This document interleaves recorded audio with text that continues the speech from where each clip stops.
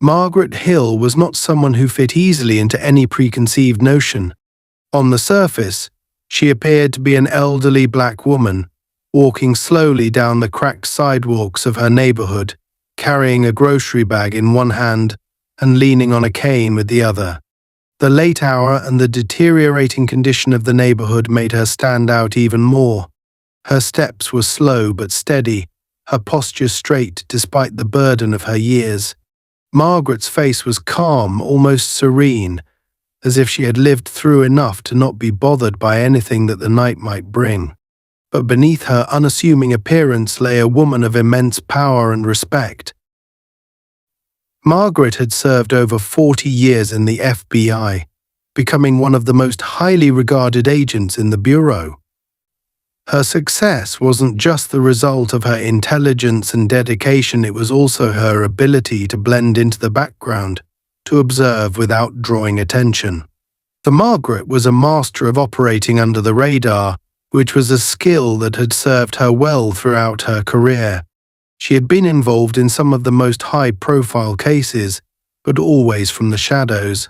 She didn't seek recognition, and as a result, many didn't know her name or her face. Even her badge, which she always carried, was hidden in her coat pocket, never on display. Despite her many years of service, Margaret had always preferred to keep a low profile. She didn't drive expensive cars, didn't wear flashy clothes. In fact, she had lived in the same neighborhood for decades, an area that had once been vibrant and thriving, but had since fallen into neglect and decay. Crime had risen, businesses had shuttered, and the streets were now patrolled more for control than protection. For Margaret could have moved out long ago, but she stayed. This was her home.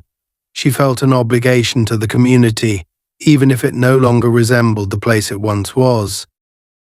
On this particular night, Margaret was making her way home after a quick stop at the corner store. The store's neon sign buzzed faintly in the distance as she walked away, its light reflecting off the wet pavement. The night was cold and the streets were nearly empty, save for a few figures lingering in the shadows. Margaret wasn't worried. She had seen much worse over the years, and her instincts honed through decades of fieldwork told her that nothing in the darkness tonight posed any real threat. Or so she thought. Across town, Officer Ryan Steeler was driving his patrol car through the same neighborhood. He was young, in his early 30s, but already jaded by the job. For years, Steele had harbored ambitions of moving up the ranks quickly, of earning respect and authority. But reality had been much less kind. His career had stagnated. Promotions that he thought were his for the taking never materialized, and now, nearly 10 years into his time on the force, he found himself stuck in a dead-end beat, patrolling streets that he had long since written off as hopeless. Steele's disillusionment had begun to morph into something darker over time. His frustration with his own lack of progress in the police force had turned into resentment toward the system, his colleagues, and especially the people he was supposed to protect. In his mind, this neighborhood was a lost cause, a breeding ground for trouble. And when he saw certain people walking its streets, especially late at night, his assumptions kicked in without hesitation. So, when Steele spotted Margaret walking alone, his mind immediately jumped to conclusions. To him, it didn't matter that she was elderly or that she carried nothing but groceries. The simple fact that she was there, on this street at this hour, was enough to make her suspicious in his eyes. Years of unchecked biases and prejudices fueled his perception, and the fact that Margaret was a black woman only cemented his belief that something was wrong. Steele slowed his patrol car, his eyes narrowing as he watched Margaret from a distance. His fingers drummed impatiently on the steering wheel, already itching for action. He could feel that familiar sense of superiority rising within him, the need to assert his authority, to remind people like Margaret, who was in charge here. Steele hadn't had any real action that night, and this, he decided, was his opportunity.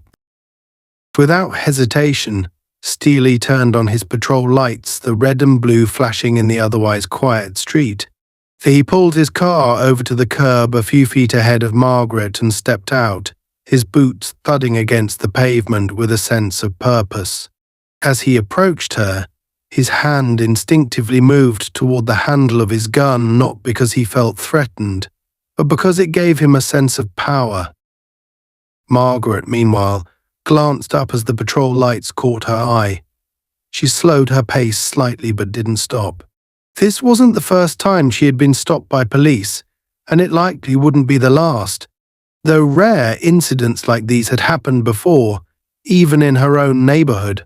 Still, it never ceased to amaze her how quickly people like Steele could misjudge her based on appearance alone. Margaret had seen officers like him many times throughout her career, officers whose need for control and dominance overshadowed their duty to serve and protect. As Steele approached, his posture was already aggressive. He squared his shoulders, his eyes narrowing as he sized Margaret up, clearly expecting her to be intimidated. But Margaret didn't flinch. She had dealt with men like Steele before, and she knew that fear or submission would only escalate the situation. Instead, she stopped walking and waited for him to speak, her expression calm and neutral. "Ma'am," Steele barked, his tone authoritative. "What are you doing out here at this hour?"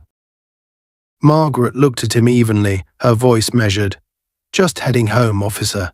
Is there a problem?" Steele didn't answer right away. He was already forming his own narrative in his head, one where Margaret was in the wrong. He glanced at the grocery bag in her hand, then at the cane, as if searching for anything that might give him a reason to escalate. But there was nothing. "You live around here?" he asked, though his tone suggested he didn't believe it. "I do," Margaret replied. "Just a few blocks down." Steele's hand twitched by his holster, the weight of his assumptions pressing down on him. He didn't know who Margaret was. He didn't know that she had spent her entire life fighting against the kind of prejudice he now displayed. To him, she was just another person in a neighborhood he viewed with disdain, and that, in his mind, was reason enough to stop her. "Let me see some ID," he demanded, his voice sharper now. Margaret paused for a moment, considering her options. She had done nothing wrong and was under no obligation to comply, but she knew that refusing might only make things worse. Slowly, she nodded and reached into her coat pocket to retrieve her ID. As she did, Steele's impatience grew, his fingers still resting near his holster, his mind racing with unspoken accusations. As Margaret calmly handed over her ID, Officer Steele snatched it from her hand, his eyes scanning the card without really looking at it. His mind was already made up, long before Margaret had even opened her mouth. To Steele, this was just another case of someone who didn't belong, someone who needed to be reminded of their place. He barely glanced at her name, his attention more focused on the fact that she wasn't reacting the way he expected. Margaret Rich remained composed, her expression unchanging as she watched Steele's eyes flicker with suspicion. He was used to seeing fear, hesitation, or nervousness when he stopped people late at night in this part of town. But Margaret gave him none of that. Her calm demeanor only fueled his frustration, though he didn't quite understand why. It felt, to him, like a subtle defiance, a refusal to acknowledge his authority.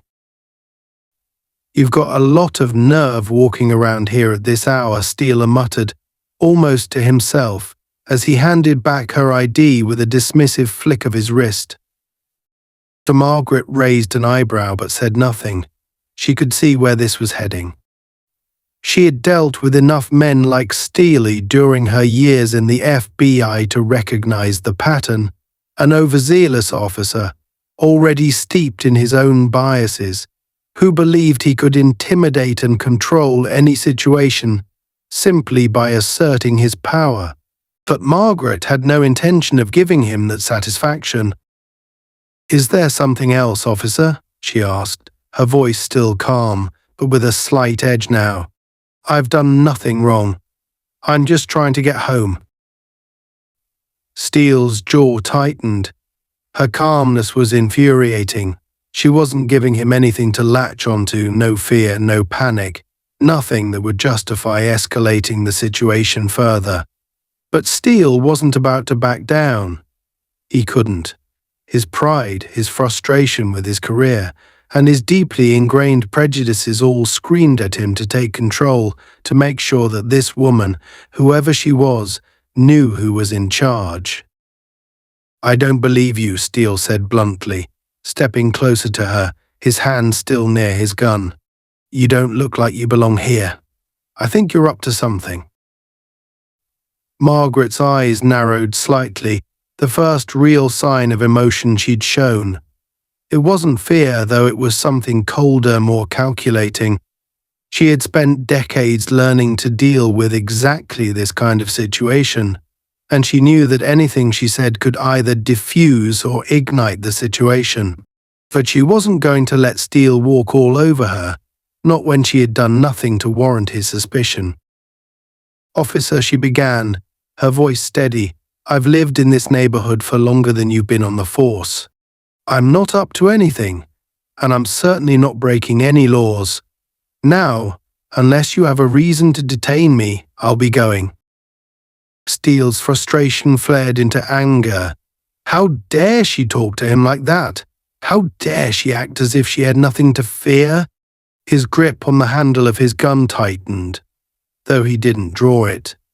In his mind, her refusal to cower was proof that she was hiding something. For no one, especially not someone like her, should be this calm in the face of authority unless they had something to hide. "You're not going anywhere," Steele snapped, stepping even closer, invading her personal space. "I'm not done with you yet." Margaret didn't flinch. She met his gaze, her eyes sharp and unwavering. "And what exactly do you think I'm doing wrong, officer?" she asked, her tone becoming icier. Steele's mind raced, searching for anything that could justify his suspicions. He glanced down at the grocery bag in her hand. It was a simple plastic bag, nothing special about it. But in his frustration, it became a symbol of defiance, something he could use to escalate the situation. "What's in the bag?" he demanded suddenly, pointing at it as if he had just uncovered some hidden clue. For Margaret looked down at the bag, then back at Steele, her face betraying nothing. "Groceries," she replied evenly. "Milk, bread, eggs, basic things." "I don't believe you," Steele growled. "Let me see it." Margaret hesitated, not because she had anything to hide, but because she knew where this was going. She had seen it 1,000 times before the moment when an officer's pride and prejudice collided, leading to an unnecessary escalation. But refusing would only make things worse. She sighed quietly, lifting the bag and showing him its contents: a carton of milk, a loaf of bread, and a few canned goods. Nothing more. Steele stared at the items, his frustration mounting. There was nothing there. Nothing to justify his suspicion, nothing to validate the assumptions he had made the moment he saw her. But instead of backing down, he doubled down. In his mind, Margaret's calmness was still a challenge, a quiet statement that she was above him. "You're hiding something," he muttered under his breath, barely loud enough for her to hear. For Margaret's patience was wearing thin. She had given him every opportunity to back down, to end this encounter peacefully. But Steele wasn't interested in peace. He was interested in control, in forcing her to bend to his authority. And Margaret wasn't about to let him do that. "Officer," she said, her voice sharper now, "I've shown you my ID, I've shown you what's in the bag. Now I'm asking you again, am I free to go, or are you going to detain me for buying groceries?" Steele's face flushed with anger. He had lost control of the situation and he knew it. But instead of admitting defeat, he let his anger take over. He reached out and grabbed Margaret's arm roughly, his grip tight enough to make her wince. "You're not going anywhere," he hissed, pulling her toward the patrol car. "I'm going to search you for weapons." Margaret's heart raced, not from fear but from anger. This was exactly what she had tried to avoid. She could have revealed her badge, her position in the FBI, but she had wanted to handle this calmly, without pulling rank. Now it was too late for that. "I am an agent of the FBI," Margaret said quietly, her voice low but firm. "You're making a huge mistake." Steele froze for a split second, his mind struggling to process her words. FBI? It couldn't be. She didn't look like an FBI agent. His grip on her arm tightened as doubt flickered through his mind, but he quickly shoved it aside. "Yeah, right," Steele sneered. "I've heard that one before."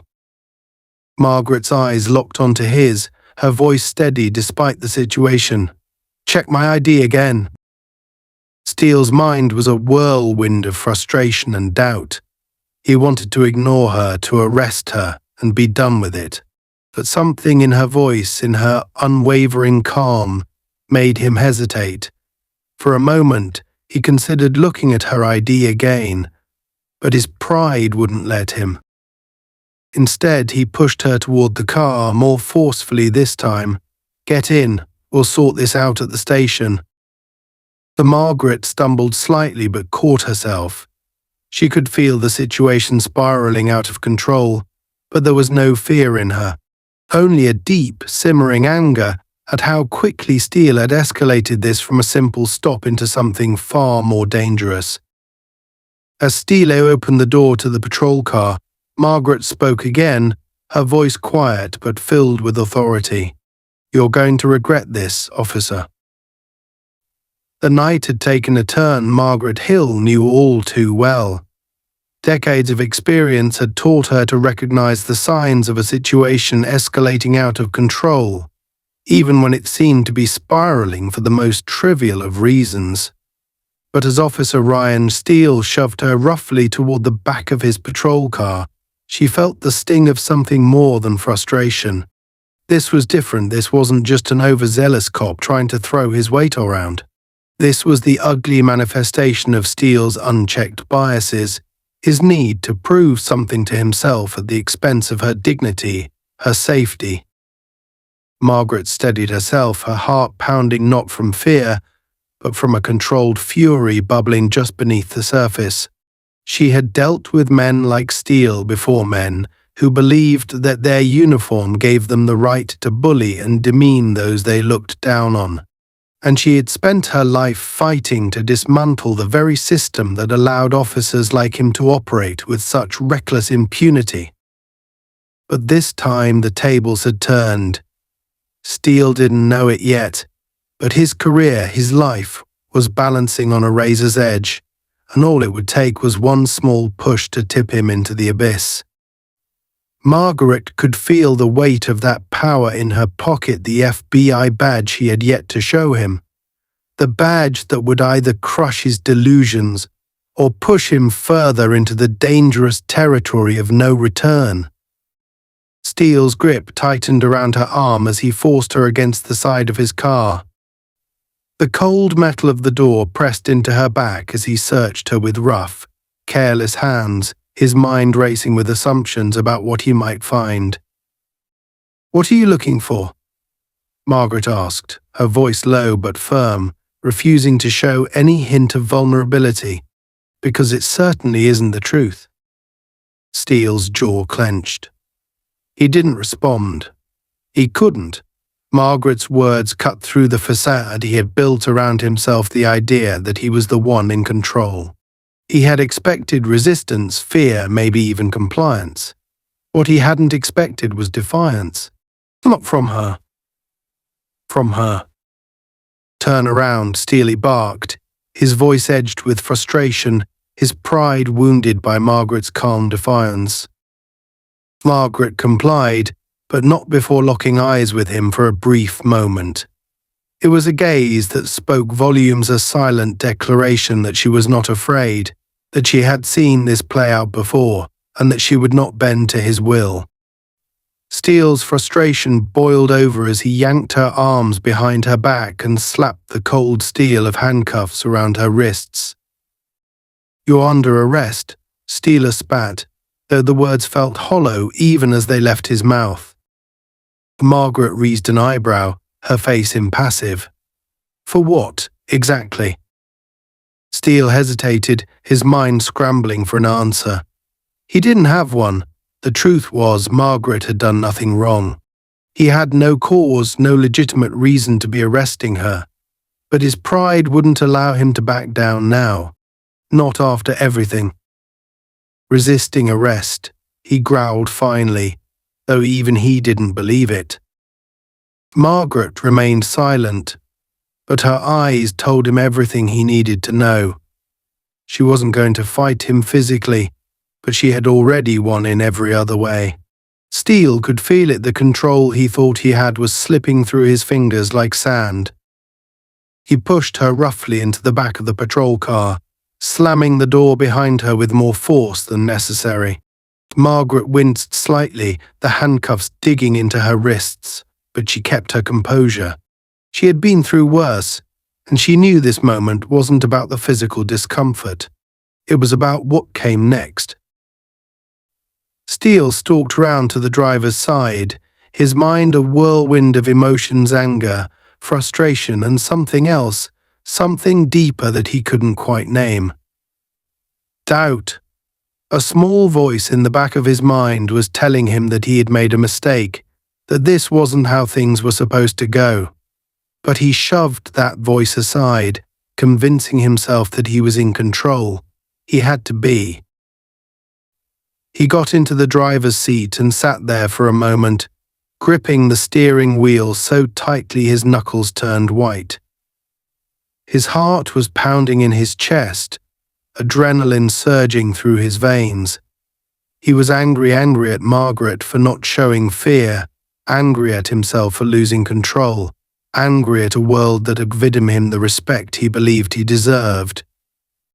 Turit sat silently in the back seat, her mind working through the situation with the same cold, calculated precision that had made her such an effective agent. She had dealt with situations like this before, though never quite as personal as this. She had always been able to navigate the dangerous waters of racial prejudice and unchecked authority, but tonight felt different.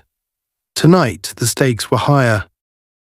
As the car sat idling, a low hum filling the tense silence, Margaret knew she had to make a choice. She could reveal her identity now, end this farce before it spiraled even further out of control. But something stopped her. Steele wasn't ready to listen. She could see it in his eyes, in the way he gripped the wheel like it was the only thing keeping him tethered to reality. No, he wasn't ready to hear the truth yet. "You're making a big mistake," Margaret said quietly from the back seat, her voice calm, but with a weight to it that made Steele's skin crawl. Steele's eyes flicked up to the rearview mirror, locking onto Margaret's reflection. He could feel the accusation in her words, even though she had said nothing overt. His pride bristled, and he scoffed, trying to dismiss the gnawing feeling in his gut. "You think you can scare me?" Steele said, though his voice lacked the confidence it once had. "You think I care who you say you are?" Margaret didn't respond. She didn't need to. Steele's defensiveness told her everything she needed to know. He was unraveling, and she could feel it happening in real time. His mind was at war with itself, torn between the desire to maintain control and the growing realization that he had already lost it. Steele slammed his fist against the steering wheel in frustration, the horn blaring for a split second in the quiet street. Margaret remained still, her gaze steady as she watched the young officer grapple with the weight of his own actions. She could see the cracks forming in his armor, the way his bravado was starting to crumble under the pressure of reality. Steele couldn't stand the silence any longer. He turned in his seat, glaring at Margaret through the metal divider that separated them. "What the hell is your problem?" he snapped, his voice rising in anger. "You think you're above the law or something?" Margaret tilted her head slightly, considering his words before responding. "No," she said softly, "but I think you do." Her words hit Steele like a slap to the face. His anger flared again, hot and uncontrollable. How dare she? How dare this woman, this stranger, accuse him of being the one who thought he was above the law? He was the cop. He was the one enforcing the law. But deep down, in the part of his mind he didn't like to acknowledge, Steele knew she was right. "You don't know a damn thing about me," Steele spat, though his voice wavered slightly. Margaret didn't flinch. She remained composed, her eyes never leaving his. "I know enough." Steele's hand twitched toward his holster again, as if the feel of the gun would somehow ground him, give him the authority he so desperately craved. But even he knew that drawing a weapon on her now, after everything, would only make things worse. His mind raced, trying to find a way out of the situation he had created for himself. But the more he thought, the more trapped he felt. The silence stretched on, thick with tension. Steele's chest rose and fell rapidly as his mind spun out of control. He had lost his grip on the situation, and he knew it. But admitting that meant admitting defeat, and that was something he couldn't bring himself to do. "You think you're so smart," Steele muttered under his breath, more to himself than to Margaret. "Or do you think you've got all the answers?"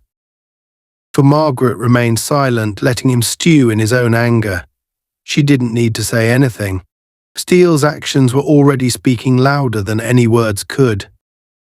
Finally, after what felt like an eternity, Steele slammed the car into gear and pulled away from the curb. The tires screeched against the pavement as the patrol car sped down the street, the city lights flashing by in a blur.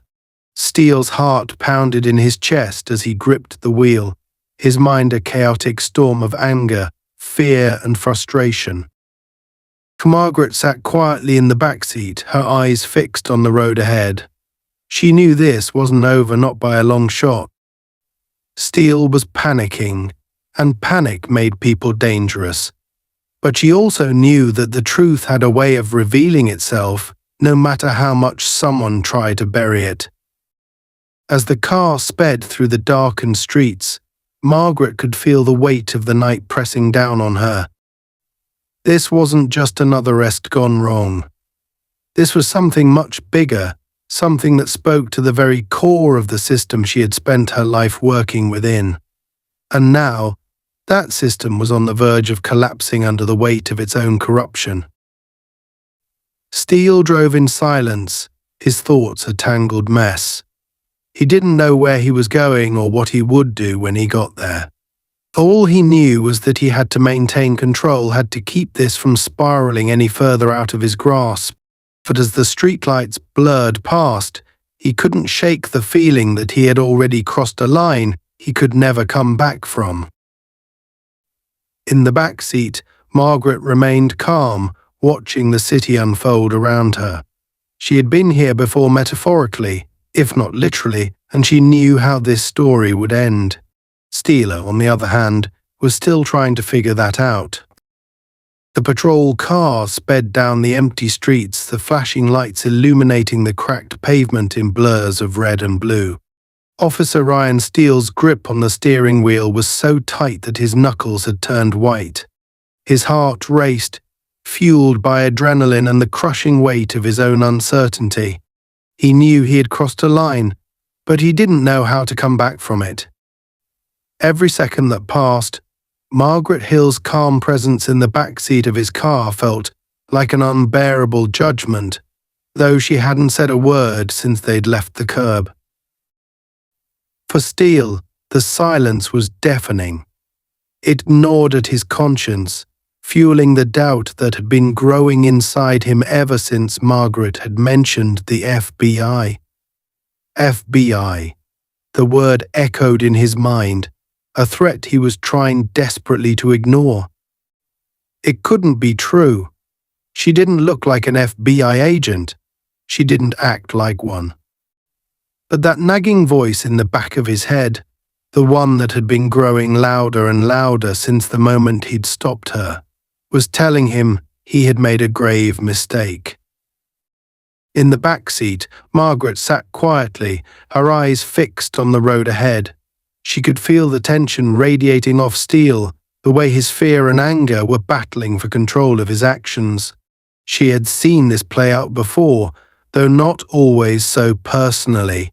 She knew what was coming next, the moment when the reality of his actions would hit him, the moment when Steele would have to face the consequences of his choices. And Margaret wasn't sure how he would handle it. As the car turned down a deserted side street, Margaret decided it was time to speak. Her voice was calm, but there was a weight to it that cut through the thick air inside the car. "Do you know you can still stop this?" she said quietly. Steele's jaw clenched. He didn't want to listen to her. He didn't want to believe her. Yet he wanted to stay in control, to be the one calling the shots. But deep down he knew she was right. He could feel the situation slipping further and further out of his grasp, and the longer he let it go on, the worse it was going to get. "You don't know what you're talking about," Steele snapped, though there was a hint of desperation in his voice now. "This is your fault. If you had just done what I said, none of this would be happening." Margaret raised an eyebrow, though Steele couldn't see it. She had heard this excuse 1,000 times before, from men and women just like Steele, people who couldn't admit that they were in the wrong, who couldn't face the truth of their own actions. But this time Margaret wasn't going to let Steele shift the blame. Not this time. "This is on you, officer," Margaret replied, her voice steady. "You made a choice. And now you're trying to avoid the consequences." Steele's hands tightened around the steering wheel. Consequences. He hated that word. It meant that he wasn't in control, that he didn't have the power in this situation. But as much as he tried to deny it, Steele knew that Margaret was right. He had made a choice, and now he was scrambling to cover it up, to bury it beneath layers of lies and authority. The silence between them stretched on for another minute, the tension inside the car thickening with every passing second. Steele's mind raced, trying to figure out what to do next. He knew he couldn't just take her to the station. That would only make things worse. If she really was FBI, and that nagging voice in his head told him she was then taking her to the station, would expose everything. His superiors would ask questions. They would want to know why he had arrested her, why he had escalated the situation so quickly. They would see through his excuses, and his career would be over. No, he couldn't take her to the station. But what was the alternative? Steele's breath came in short, ragged bursts as his mind raced for a solution. He could let her go, but that would be just as bad. She knew too much. She had seen his anger, his aggression, his desperation. She knew he had crossed a line, and if she walked away now, she could destroy him with a single phone call. His thoughts spiraled, each scenario worse than the last. In the back seat, Margaret watched Steele carefully, sensing the turmoil inside him. She knew he was panicking, that he was running out of options, and that was dangerous. A panicked man with a badge and a gun was one of the most dangerous things in the world. For Margaret had seen it time and time again. She needed to find a way to calm him down, to bring him back from the edge before he did something he couldn't undo. "You still have a choice," Margaret said softly, her voice gentle but firm. You don't have to make this worse than it already is. Steele slammed his hand against the steering wheel, his frustration boiling over. You don't get it, do you? He shouted, his voice cracking. I can't just let you go. You could ruin everything. Margaret's eyes narrowed slightly. There it was. The truth. Steele wasn't angry because he thought she had done something wrong. He was angry because he knew she hadn't, and now she held all the power. The power to destroy him, to unravel the carefully constructed world he had built for himself.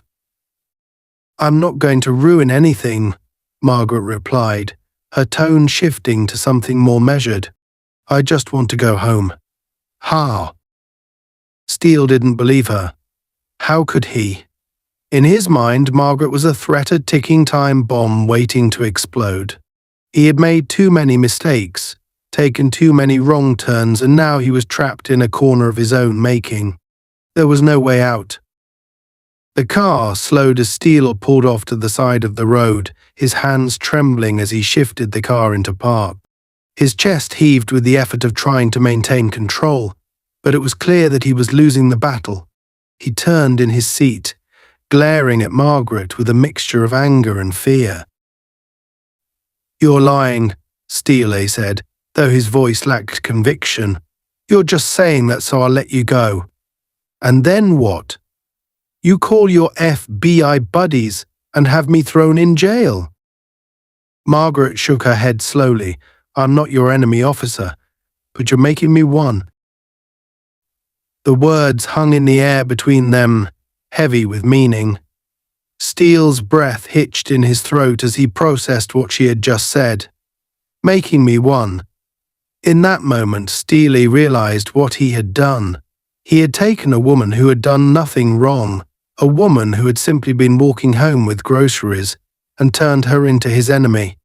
Not because of anything she had done, but because of his own fears, his own insecurities. And now there was no going back. Steele's mind raced, searching for a way out, but every option felt like it was closing in on him. He could feel the weight of his badge on his chest, the pressure of the gun at his hip, tools of power, of control. But they weren't helping him now. They were only making things worse. For a long moment, the two of them sat in silence, the tension between them thick and suffocating. Margaret could see the battle playing out in Steele's mind, the way his fear and anger were warring with the realization that he had gone too far. And she knew that she had to tread carefully now, or things could spiral out of control even faster than they already had. You still have time, Margaret said, her voice calm but firm. Let me go, and this can end here. Steele's eyes flicked toward the rearview mirror, catching Margaret's gaze. He could see the calm certainty in her expression, the quiet confidence that came from years of experience. She wasn't bluffing. She wasn't scared. She had been through this before, and Steele knew it. But that only made him angrier. You don't get to tell me how this ends, Steele snapped, though his voice wavered with uncertainty. I'm in control here. Margaret didn't respond. She didn't need to. The truth hung in the air between them, unspoken but undeniable. Steele wasn't in control. He had never been in control, and the longer he tried to hold onto that illusion, the worse things were going to get. Steele turned back to face the windshield, his mind spinning with the weight of his decisions. He could feel the walls closing in around him, the pressure building until it felt like he couldn't breathe. He had to do something. Anything, but every option felt like a dead end. For the first time that night, Steele allowed himself to consider the possibility that this might not end the way he wanted it to, that he might not be able to get out of this unscathed, and that thought terrified him. Margaret, sensing the shift in Steele's demeanor, spoke again, her voice gentle but unyielding. You can still make this right. Steele's hands trembled as they rested on the steering wheel. He wanted to believe her. He wanted to believe that there was a way out, that he could still salvage this. But the fear, the anger, the panic, they were all too overwhelming. "I don't know how," Steele whispered, barely audible. Margaret leaned forward slightly, her voice soft but firm. "You start by letting me go." The words echoed in Steele's mind, bouncing around as he tried to make sense of them. Let her go. Could it really be that simple? Could he just end it? The thought was tempting, but it was also terrifying. What would happen after that? What would she do? For a long moment, Steele didn't move. His mind was a whirlwind of conflicting emotions, each one pulling him in a different direction. But as he sat there, staring out at the dark, empty street ahead of him, he realized that he didn't have a choice. Not anymore. Slowly, reluctantly, Steele reached for the door handle. Officer Ryan Steele's hand hovered over the door handle, shaking slightly as his mind churned with indecision. Every fibre of his being screamed at him to hold on to control, to finish what he started, but deep down, a gnawing voice of doubt told him the opposite. He was at a crossroads, and for the first time in his career he had no idea what the right move was. He could let her go right now and hope that she'd keep quiet, that the whole mess would disappear if he just released her and walked away. But the fear that Margaret Hill held more power than he could imagine gnawed at him, keeping him locked in this moment of indecision. From the back seat, Margaret Hill watched carefully. Her eyes, sharp and unyielding, didn't miss the slight tremble in Steele's hand or the nervous twitch of his jaw. She could see the war going on inside him, the way his internal logic was breaking down under the weight of his actions. This was the moment where everything could change. One more wrong move, and Steele would cross a line from which he couldn't return. Margaret had been here before, with men and women alike, and she knew exactly how dangerous it was when they teetered on the edge. "Officer Steele," she said softly, her voice breaking the thick silence in the car. "You don't have to do this." Her calm demeanor only served to rattle Steele further. She wasn't panicked, wasn't begging or pleading for her release. That terrified him more than any protest or display of fear would have. It was her unwavering certainty, the sense that she knew something he didn't, that made him feel powerless. And Officer Steele wasn't used to feeling powerless. "I'm in charge here." Steele spat, his voice harsher than he intended. The words came out strangled, desperate, as though he was trying to convince himself more than Margaret. Margaret didn't respond immediately. She could feel his unraveling, the layers of ego and authority that had held him together for so long beginning to fall apart. Steele's eyes flicked back to the rearview mirror, meeting her calm gaze, and for a moment he faltered. Margaret saw it in his eyes, the fear that had been building since he first realized his mistake. It was bubbling up now, threatening to explode, and she needed to guide this situation carefully. "If you were in charge," Margaret finally said, her voice steady and controlled, "you wouldn't feel so out of control." Steele's heart raced, her words cutting deeper than he wanted to admit. He was in control. He had the gun. He had the badge. He was the law in this situation. But no matter how much he clung to that thought, it didn't feel true anymore. Not with her sitting in the back seat, so calm, so collected, while his world fell apart. "You don't understand," Steele muttered, half to himself, half to Margaret. "If I let you go, you'll ruin me." Margaret tilted her head slightly, her eyes never leaving Steele's reflection in the mirror. "Ruin you?" she echoed. "Or are you ruining yourself right now?" Steele's breath hitched in his throat, the weight of her words pressing down on him like a vice. Deep down, he knew she was right. He had made this situation worse by refusing to stop, by escalating it when there had been no reason to.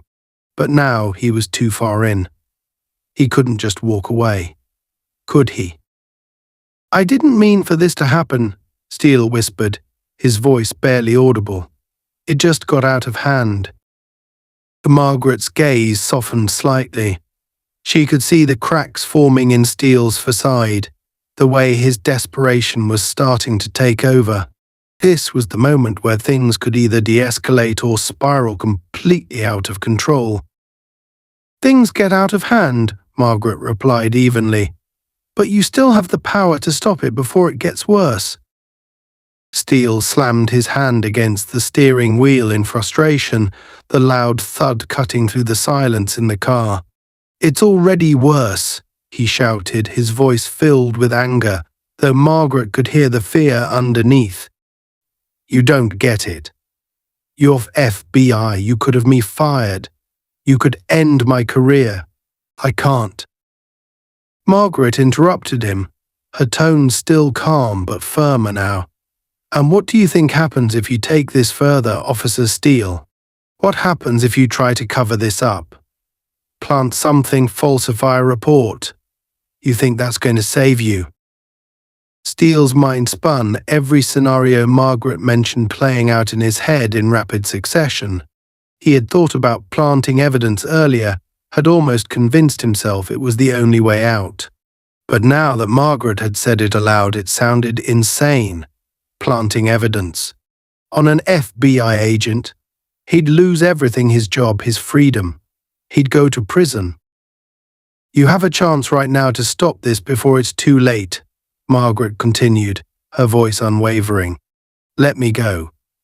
Take responsibility for what you've done, and maybe, just maybe, you'll still have a chance to make it right." Steele turned to look at her directly, his eyes wide with panic. "You don't get it. It's not that simple. They'll come for me. Internal affairs, my superiors, they'll find out what I did, and it'll be over for me." Margaret Rebb remained still, her gaze steady. "You made a mistake, but continuing down this path won't just end your career, Steele. It'll end your life as you know it." Steele sat back in his seat, his mind racing. He had to think. He had to figure out a way out of this. He couldn't let her go not without something to ensure his safety. His eyes darted toward the back seat, where Margaret sat quietly waiting. He still had the gun. He still had the power. But power didn't feel the same when it was born from fear. The idea of planting something on her briefly resurfaced in his mind, but the more he thought about it, the more he realized how risky it was. She was FBI. She would have friends, connections, resources. Even if he tried to cover his tracks, someone would come looking for her. And when they did, they'd tear apart his career piece by piece. He couldn't risk it. He couldn't win that fight. For a long, agonizing minute, Steele sat in silence, his fingers twitching as they gripped the steering wheel. So Margaret watched him carefully, knowing that his next move would determine everything. "You have to trust me," Margaret said finally, her voice softer now. "Let me go. I'm not here to destroy you, Steele. But if you keep pushing, you'll destroy yourself." Steele's breathing grew ragged as he fought with the reality of his situation. Could he really trust her? Could he trust that she wouldn't report him, wouldn't turn his life upside down the moment she was free? His instincts told him no. His fear told him no. But the logical part of his mind, the part that had been silenced by his ego and pride, was starting to whisper that maybe, just maybe, she was right. Steele's fingers hovered over the door handle again. He could feel his heart pounding in his chest, the adrenaline making his hands shake. He could feel the weight of his badge pressing against his chest, the symbol of authority that had once made him feel invincible, now feeling more like a burden than a source of power. "Just let me go," Margaret said softly. "End this now." Steele's hand tightened on the handle, and for a moment it seemed like he was about to unlock the door. But then, something snapped inside him, an overwhelming surge of fear, of desperation, of anger. He couldn't do it. He couldn't just let her walk away, not after everything that had happened, not without some assurance that she wouldn't destroy him. Without thinking, Steele turned in his seat, his eyes wild with panic. "Get out of the car," he ordered, his voice trembling with a mix of anger and fear. Margaret frowned, sensing the shift in Steele's demeanor. "What are you doing?" Just get out," Steele repeated, his voice louder now. He fumbled for the door handle, yanking it open as he stumbled out of the car, his mind racing with a plan that was forming too quickly to make sense. Margaret hesitated for a moment, watching Steele as he moved to the back of the car. His movements were erratic, his eyes darting around as though he were expecting someone to show up at any moment. She could see the fear in him, the desperation to take control of a situation that had already spiraled too far. Slowly, Margaret stepped out of the car, her eyes never leaving Steele. "What are you doing, Officer Steele?" Steele didn't answer immediately. His hand rested on the holster at his hip, his fingers twitching nervously. He was sweating now, his heart pounding so hard he could barely hear anything else. He couldn't let her go, but he couldn't arrest her either. He was trapped, and the walls were closing in. "Just walk away," Steele muttered, his eyes flicking to the darkness surrounding them. "Just leave." Margaret narrowed her eyes. "You want me to walk away?" Steele nodded, though the gesture was jerky, uncertain. "Yeah, just go. I won't stop you. I'll say I let you go, that it was a misunderstanding. Just leave. Don't come back." Margaret could see the panic in his eyes, the way his mind was racing for a solution, for anything that would save him. He was offering her a way out. But it was clear that it wasn't for her benefit. It was for his. "And what happens when Internal Affairs asks why you let me go?" Margaret asked, her voice calm but edged with steel. "What happens when they find out you detained an FBI agent and let her walk?" Steele flinched at her words, his mind spinning faster now. I'll figure something out. I'll tell them it was a mistake, that I didn't know." Margaret took a slow step toward him, her eyes locked on his. "And you think they'll believe you?" Steele's breathing quickened, his chest rising and falling rapidly. He didn't have a plan. He didn't have a way out. He was spiraling, and every option felt worse than the last. Margaret stood there, waiting for him to make the next move, knowing that whatever he did now would seal his fate. She could see the fear in his eyes, the way his mind was working overtime to find a way out. But there was no way out. Not anymore. For a long moment, Steele stood frozen, his hand still twitching near his gun. The weight of his decisions hung heavy in the air, the consequences of his actions pressing down on him like a suffocating blanket. He was out of options, and he knew it. Finally, after what felt like an eternity, Steele's shoulders slumped. The fight drained out of him, his hand falling away from his holster as the reality of the situation sank in. "I'm done," he whispered, his voice broken. "I'm done." Margaret didn't move. She waited, watching as Steele's defenses crumbled completely. His chest heaved with the weight of his confession, his eyes glazed with the realization that there was no fixing what he had done.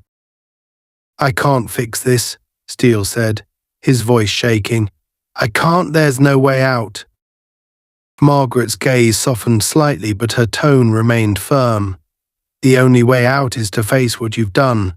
It's the only way." "Hey." Steele closed his eyes, the weight of her words settling over him like a heavy cloak. He knew she was right. He had lost. There was no salvaging this. But admitting that facing the consequences of his actions felt like the hardest thing he had ever done. After a long, painful silence, Steele finally spoke. "What do I do?" Margaret took a deep breath, her voice calm but resolute. "You tell the truth." Steele swallowed hard, the fear still gnawing at him, but something in Margaret's voice, something in her calm certainty, gave him the strength to take the first step. Steele stood in silence, his body sagging under the weight of the realization that there was no going back. The streets around them were eerily quiet, the distant hum of the city now feeling so far away, disconnected from the reality that he was facing. Margaret Hill had been right from the beginning. His choices had brought him here, and now there was only one path left. Margaret waited, her eyes locked onto Steele. She saw the shift in him, the way his defenses had crumbled. She had seen it before in countless others, that moment when the facade broke and the truth could no longer be denied. Steele wasn't an exception. He had followed the same path of arrogance, fear, and anger as many before him, and now he was standing on the edge of the precipice, realizing just how far he had fallen. "I can't go to jail," Steele muttered, more to himself than to Margaret. His voice was barely above a whisper, as though he was trying to convince himself that there had to be some way out, even though he owed you the answer. For Margaret, sensing that he was still searching for some last shred of control, stepped closer, but not threateningly. "No one's saying you have to go to jail," she said softly. "But what happens next depends on you. It's not too late to face this head-on and take responsibility for what's happened tonight." Steele swallowed hard, his throat dry. His mind was swirling with the weight of her words, but the idea of admitting what he had done, of facing the consequences, was like staring into the abyss. He had built his career on the belief that he was the one with the power, that his badge meant something more than just authority. Admitting that he had abused that power would destroy everything he had built. "But if I come clean," Steele rasped, "it'll be over for me. My career, my life, everything." Margaret's expression softened just slightly. "Your career might take a hit, yes, but your life isn't over, Steele. Not unless you keep pushing forward down this path." She paused, letting her words sink in. "You've made mistakes, but the bigger mistake would be not to admit them. That's what will destroy you." The air between them was thick with tension, but it was no longer the kind of tension that came from physical danger. This was something deeper, emotional, psychological. Steele's ego, his pride, everything he had thought made him who he was unraveling. And for the first time he felt the crushing weight of the choices he had made, not just tonight, but in every moment that had led him here. Margaret could see him wrestling with it, and she gave him space, allowing him to process the gravity of the situation. Her patience was not without purpose. She knew that pushing him too hard now would only cause him to react in fear again, but he needed to arrive at the decision on his own.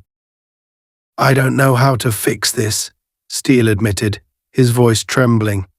"I don't even know where to start." "You start by doing what's right," Margaret said, her tone firm but not unkind. "You tell the truth, and you face the consequences. That's how you fix it." Steele's mind reeled with the implications of what she was asking him to do. His whole life he had been taught that showing weakness was fatal, that admitting fault would lead to his undoing. But now, for the first time, he was beginning to understand that not admitting it would be even worse. He let out a shuddering breath, his hands dropping to his sides, no longer hovering near his gun. His entire body felt heavy, like the weight of the world was pressing down on him. He had no more fight left in him. All the anger, all the fear, it had burned itself out, leaving him standing there, raw and exposed, in front of the woman whose life he had tried to destroy. Margaret took another step closer, sensing that the moment had finally come. "You have the power to stop this, Steele. You can end it here." Steele looked up at her, his eyes filled with a mixture of shame and desperation. "What do I say? How do I explain this?" Margaret's gaze softened just slightly. You don't have to explain everything right now. The first step is admitting what happened. That you made a mistake. After that, the rest will follow. For a long moment, Steele didn't move. His mind was still a tangled mess of conflicting emotions, fear, guilt, regret. But as he stood there, staring at Margaret, he realized that she wasn't just offering him a way out of the immediate situation. She was offering him a chance at redemption, a way to rebuild from the ashes of the choices he had made.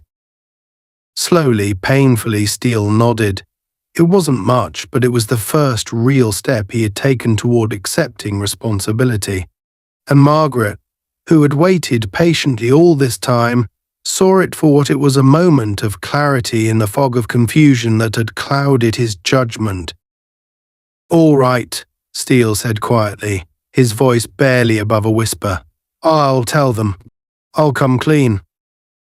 For Margaret didn't smile or congratulate him. This wasn't the time for that.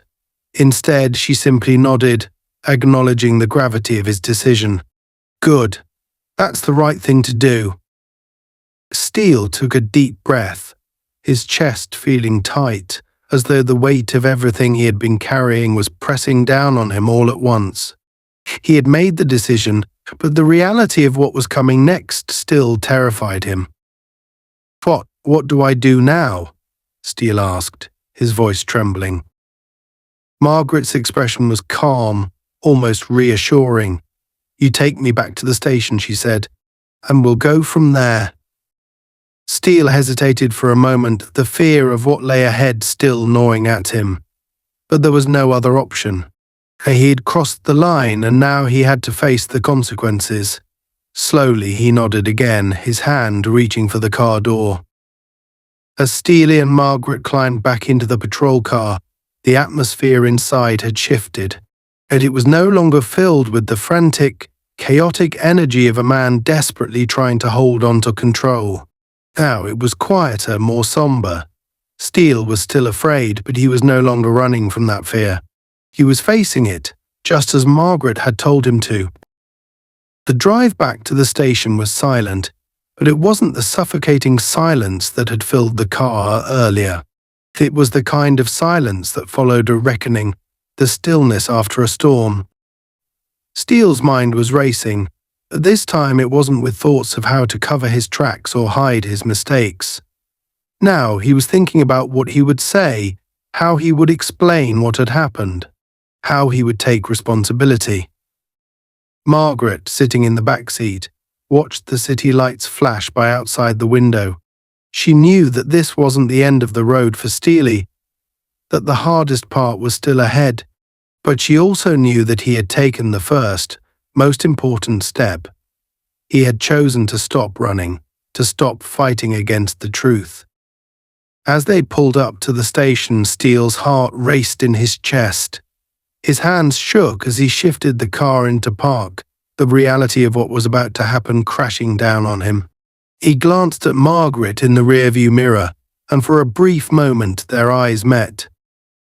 "You're doing the right thing," Margaret said softly. Steele swallowed hard, nodding slowly. "I hope so."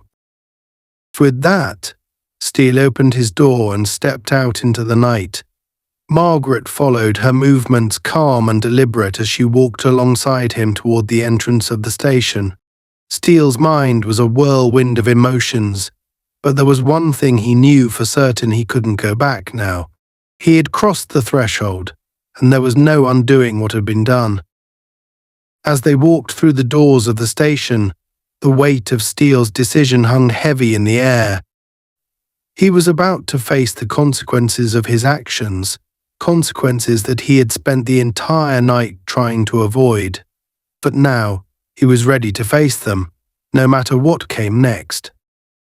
And Margaret, who had seen it all before, walked beside him in quiet support, knowing that sometimes the hardest battle a person could fight was the one within themselves. As Officers Steele and Margaret Hill walked into the police station, the atmosphere seemed to change around them. The once suffocating tension that had surrounded Steele all night began to dissipate, replaced by the weight of reality. There were no flashing lights, no loud accusations, just the quiet hum of Zarvision as officers went about their routines, unaware of the storm brewing in Steele's mind. Steele's legs felt heavy, like they were dragging him towards something inevitable. Each step closer to the front desk brought him face to face with the consequences of his actions. He had spent hours fighting against this moment, trying to deny it, but now that it had come, there was no turning back. Margaret walked beside him, her presence steady and unshaken. She didn't speak, didn't need to. Her silence was a constant reminder of everything that had happened, everything Steele had tried to bury under his fear and pride. But it was also a reminder of something else. Redemption was still possible, but only if he followed through. As they approached the front desk, Steele saw the duty sergeant, an older, grizzled man named Sergeant Clark, look up. His eyes flicked between Steele and Margaret, a slight frown creasing his brow as he sensed that something was off. Steele had always been a competent officer, but tonight he looked disheveled, as if he had just been through hell. Clark raised an eyebrow as Steele stopped in front of the desk, his hands trembling slightly. "Steele, are you all right?" the sergeant asked, his voice rough but not unkind. Steele swallowed hard, trying to find his voice. His throat was dry, and the weight of what he was about to say felt like a stone in his chest. "I need to report something," Steele finally managed to say, his voice barely above a whisper. Clark's frown deepened as he glanced at Margaret, who stood calmly beside Steele, watching the exchange without a word. "What's going on here?" Clark asked, his tone now more serious. Steele's eyes dropped to the floor. He could feel his heart pounding in his chest, the panic still swirling in his gut. But he knew he couldn't back down now. He had made the decision to come clean, and he had to follow through. Steele hesitated, his voice faltering. He felt Margaret's steady gaze on him, silently urging him forward. "I made a mistake," he said, his voice shaking. I detained Ms. Hill here without cause." Clark's eyes widened slightly in surprise, his gaze snapping to Margaret again, then back to Steele. "Without cause," he repeated, his voice low, but with an edge to it. Steele nodded, his stomach twisting with shame. "Yes, I escalated the situation. I let my anger get the best of me." His voice wavered, the weight of his confession threatening to choke him. "She's an FBI agent, Sergeant. I didn't know, but I should have." The station seemed to grow quieter, the noise of phones ringing and officers chatting fading into the background. Clark stared at Steele for a long moment, the silence between them heavy with unspoken judgment. Steele could see the disbelief in the sergeant's eyes, the disbelief that one of his own had made such a colossal mistake.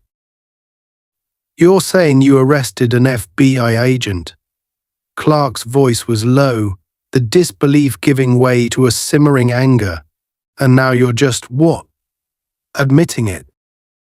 Steele nodded slowly, his gaze still fixed on the floor. "Yes, I'm admitting it."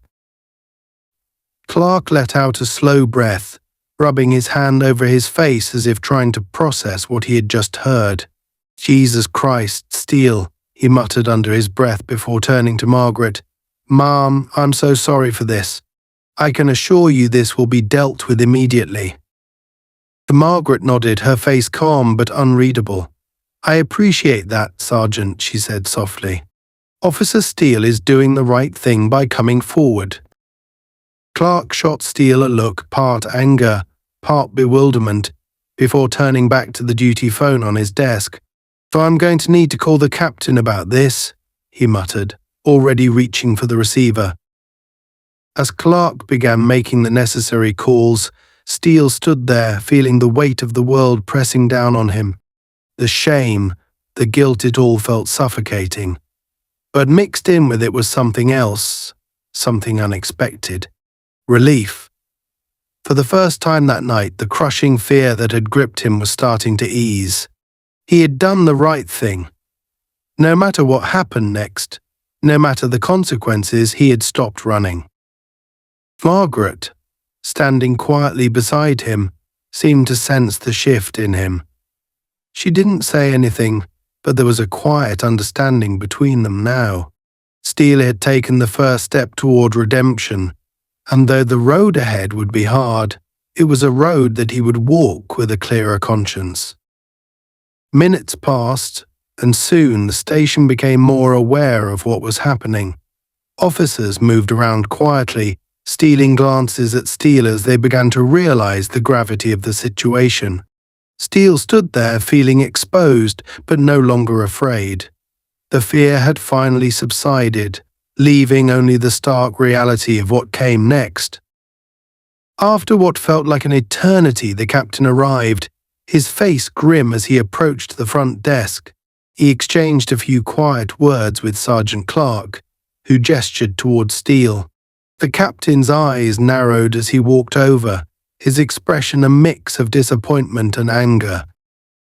"Steele," the captain said, his voice clipped, "you've got a lot to answer for." Steele nodded, his throat tight. "I know, sir." The captain glanced at Margaret, his expression softening slightly. "Ems, Hill, I'm terribly sorry for what's happened tonight. This will be handled appropriately, I assure you." For Margaret met his gaze, her expression unreadable. "Thank you, Captain," she replied calmly. "I trust you'll do the right thing." The captain nodded stiffly, then turned back to Steele. "You're suspended pending an internal investigation," he said coldly. "Turn in your badge and gun." Steele's heart sank, but he didn't argue. He knew this was coming. Silently, he unhooked his badge from his belt and handed it over, along with his service weapon. The weight of them in his hands felt different now, no longer symbols of authority, but reminders of how he had failed to live up to the responsibility they represented. As Steele handed over his badge, he glanced at Margaret one last time. She gave him a small, almost imperceptible nod. It wasn't a gesture of forgiveness, but one of acknowledgement. Steele had done the right thing, even if it had come too late to save his career. With his badge and gun gone, Steele stood there, feeling strangely empty but also relieved.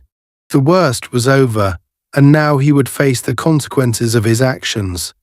But for the first time he felt ready to face them.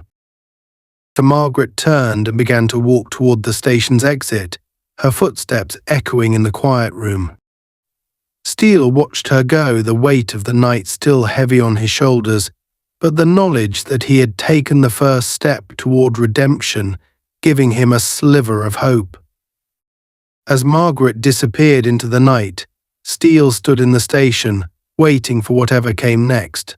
His future was uncertain, but for the first time in a long while, he wasn't afraid of it.